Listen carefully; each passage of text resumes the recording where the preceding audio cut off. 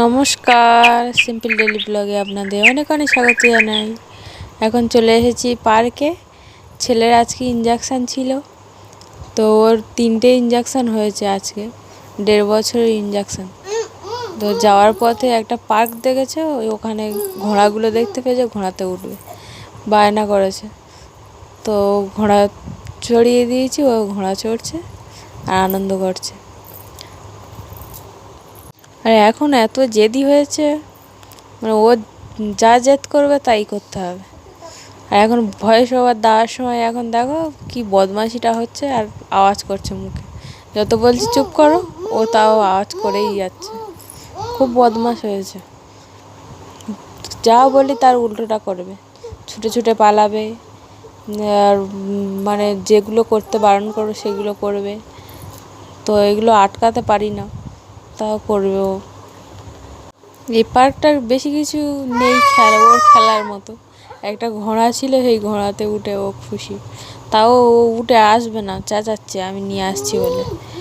আর বৃষ্টিও হচ্ছিল, তাই জন্য বললাম যে তাই জন্য আবার তাড়াতাড়ি বাড়িও চলে এসেছিলাম। বেশিক্ষণ থাকিনি, ও জেদ করছিল তাও থাকিনি। 3টে ইঞ্জেকশান নিয়েছে, জ্বর আসবে বলে দিয়েছে। তো ও ইঞ্জেকশান নেওয়ার পরে আর কোনো কাঁদেনি, কিছু করেনি।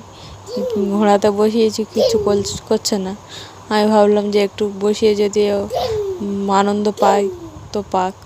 তো কেমন মুখে হাসিটা দিচ্ছে দেখো,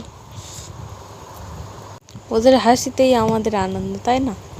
তো দুপুরে রান্না আমি করে এসেছিলাম, তাই জন্য একটু দেরি করে ছিলাম ওখানে।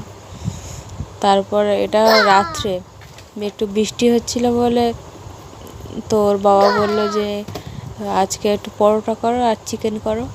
বাজার থেকে একটু চিকেন এনেছিল, আমি করছিলাম আর ওরা খেলা করছিল। ও তো সারা বাড়ি একদম ঘুরে ঘুরে খেলা করছে, আর সবাই ওর পিছনে দৌড়াচ্ছে।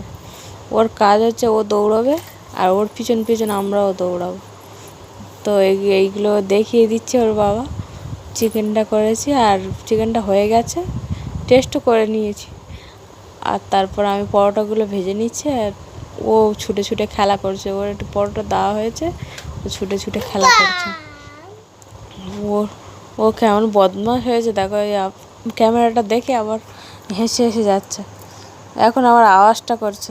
এটা আমার ছেলের জন্য চিকেন স্টু করেছি, ও এইটাই খাবে। ও তো ঝাল চিকেন তো খায় না, ওই স্টুটাই খাবে।